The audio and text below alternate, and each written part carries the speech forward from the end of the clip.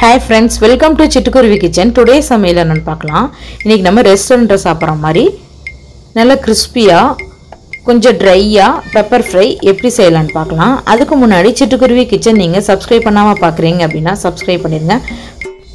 பக்கத்துல இருக்க பெல் ஐகானை பிரஸ் பண்ணுங்க. அப்பதான் நாங்க போடுற வீடியோ உங்களுக்கு உடனே வரும். வாங்க எப்படி செய்யலாம்னு பார்க்கலாம்.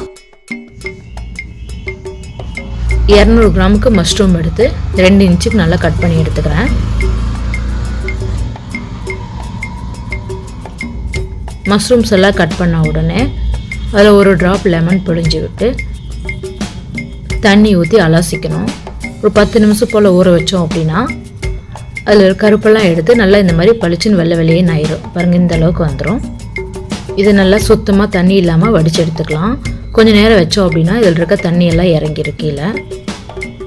இப்போ இதை ஒரு பவுலில் மாற்றிக்கிட்டு பெப்பர் போட்டுக்கலாம். 4 ஸ்பூன் அளவுக்கு பெப்பர், 3 ஸ்பூன் அளவுக்கு கார்ன்ஃப்ளவர் சேர்த்துருக்கேன், 1 ஸ்பூன் மைதா, உப்பு 1 ஸ்பூன் அளவுக்கு உப்பு சேர்த்து நல்லா பிரட்டி விட்டுக்கலாம். தண்ணி சேர்க்கக்கூடாது.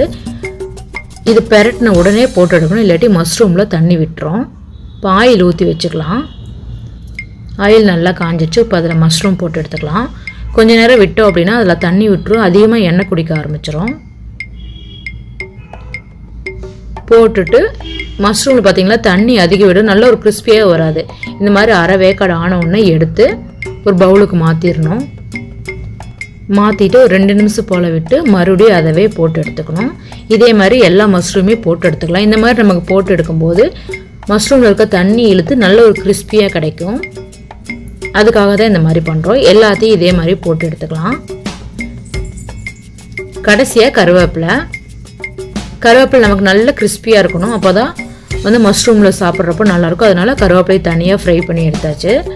உப்பு ஒரு வடச்சட்டியில் எண்ணெய் ஊற்றி இஞ்சி பூண்டு பொடியாக கட் பண்ணி 1 டேபிள் ஸ்பூன் அளவுக்கு சேர்த்துருக்கேன். 2 பச்சை மிளகா பொடியாக கட் பண்ணி சேர்த்துருக்கேன். 3 பெரிய வெங்காயம் பொடியாக கட் பண்ணி சேர்த்து நல்லா வதக்கி விட்டுக்கலாம். வெங்காயம் வதங்குறதுக்கு 1 ஸ்பூன் அளவுக்கு உப்பு சேர்த்துக்கலாம். மஷ்ரூம்லேயும் உப்பு சேர்த்துருக்கோம், அதனால் 1 ஸ்பூன் அளவுக்கு உப்பு போட்டால் போதும். நம்ம வெந்த மஷ்ரூம் வந்து ஃப்ரை பண்ணி வச்சுருக்கோம். அந்த மஷ்ரூமில் இந்த மாதிரி தனித்தனியாக பிரித்து வச்சுக்கணும். ஒன்று ஒட்டி இருந்துச்சுன்னா இந்த மாதிரி பிரித்து வச்சுக்கிட்டு இப்போ வெங்காயம் வதங்கின உடனே 1 ஸ்பூன் அளவுக்கு சோயா சாஸ் சேர்த்தணும். அதிகம் போட வேணாம், 1 ஸ்பூன் அளவுக்கு விட்டால் போதும். நல்லா வதக்கி விட்டுக்கலாம். 1 டீஸ்பூன் அளவுக்கு சோயா சாஸ் போட்டோன்னே லேசாக 2 பிரட்டிட்டு ஃப்ரை பண்ணி வச்சிருந்த மஷ்ரூமை போட்டு அதில் லைட்டாக அப்படியே ஃப்ரை பண்ணி எடுத்துக்கலாம்.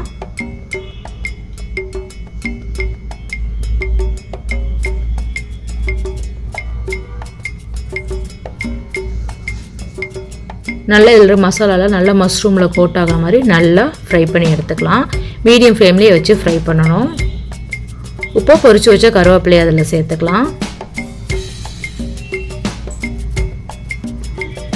அவ்வளோதாங்க, ரெஸ்டாரண்ட்டில் செய்கிற மாதிரி மஷ்ரூம் பெப்பர் ஃப்ரை சூப்பராக ரெடி ஆயிடுச்சு. நீங்களும் இந்த மெத்தடில் உங்கள் வீட்டில் ட்ரை பண்ணி பாருங்கள். ட்ரை பண்ணி பார்த்துட்டு உங்கள் ஃபீட்பேக்கை கமெண்ட்ஸில் டைப் பண்ணுங்கள். இந்த வீடியோ பிடிச்சிருந்தா லைக் பண்ணுங்கள், ஷேர் பண்ணுங்கள், கமெண்ட் பண்ணுங்கள், மறக்காமல் சப்ஸ்கிரைப் பண்ணுங்கள்.